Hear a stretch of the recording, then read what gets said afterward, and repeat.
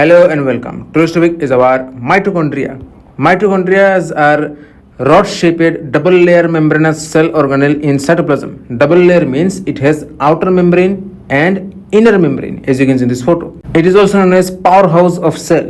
मेरा मतलब ये जो माइटोकॉन्ड्रिया है ये रॉड जैसा मतलब डंडा जैसा दिखने वाला दो परत वाला सेल ऑर्गेनल है जो साइटोप्लाज्म में रहता है कोशिका के अंदर. ठीक है, दो परत मतलब जो फोटो में देख रहे हो इसका बाहर में भी एक परत रहता है, अंदर में भी एक परत रहता है. ठीक है, outer membrane is smooth and contains acetyl cholinesterase synthetase and glycerol phosphate acetyl transferase and porins. Porins are actually a kind of channel made by proteins. Okay, मतलब ये जो बाहर वाला परत है ये मक्खन जैसा स्मूथ होता है. ठीक है, और इसमें क्या क्या रहता है? पोरीन्स रहते हैं. पोरीन मतलब कुछ चैनल होता है जो प्रोटीन से बना हुआ है. ठीक है, खत्म. एसिटाइल कोलिनेस्टरेज सिंथेटेज एक एंजाइम रहते हैं. फिर glycerol phosphate acetyl transferase enzyme रहते हैं. Now the inner membrane is folded with inner projections which is also known as crista which protects the granular matrix inside. मतलब अंदर वाला जो परत है माइटोकॉन्ड्रिया का वो एक के बाद एक भांज पर जाता है और भांज पड़ने के कारण ये अंदर में एक प्रोजेक्शंस देते हैं. ठीक है, जिसको हम कहते हैं क्रिस्टा.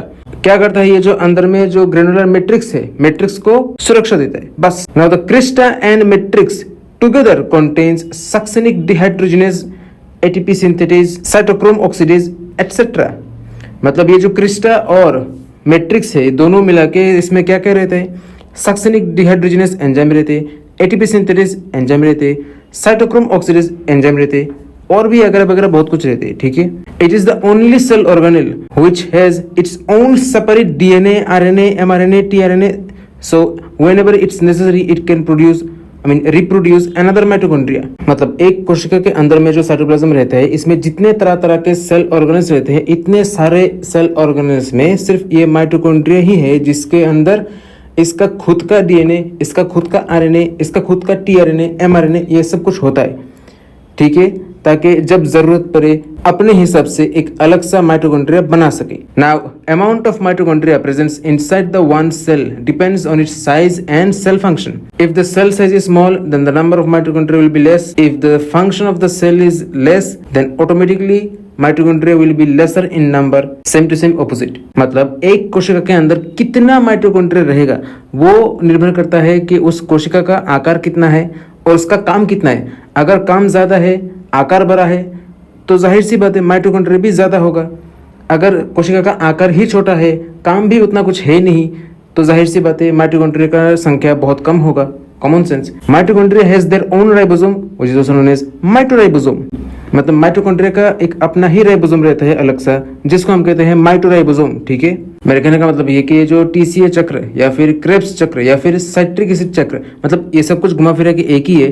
तो ये सब जो होता है सिर्फ माइटोकॉन्ड्रिया के अंदर होता है. ठीक है, फिर एटीपी, जीटीपी, एनएडीएच ये सब भी माइटोकॉन्ड्रिया के अंदर बनता है. क्यों बनता है? इलेक्ट्रॉन ट्रांसपोर्ट चेन के लिए बनता है. अब ये टीसीए साइकिल क्या है, फिर एटीपी, जीटीपी, एनएडीएच ये सब क्या है, इलेक्ट्रॉन ट्रांसपोर्ट चेन क्या है, वो सब हम बाद में बात करेंगे बायोकेमिस्ट्री में, इधर नहीं. एटीपी सिंथेज भी इधर में बनता है. फिर माइटोकॉन्ड्रिया क्या होता है? लिवर में जो एमोनिया बनता है उसको खत्म करता है. फिर इम्यून सिग्नलिंग करता है, हार्मोन सिग्नलिंग करता है, कैल्शियम सिग्नलिंग करता है. कोशिका के अंदर जो मेटाबॉलिज्म होता है उसको कंट्रोल करता है. कोशिका का जो पर्दा है सेल मेम्ब्रेन इसको भी कंट्रोल करता है. So these are all about mitochondria. I hope you will understand. See you in next video. Then bye.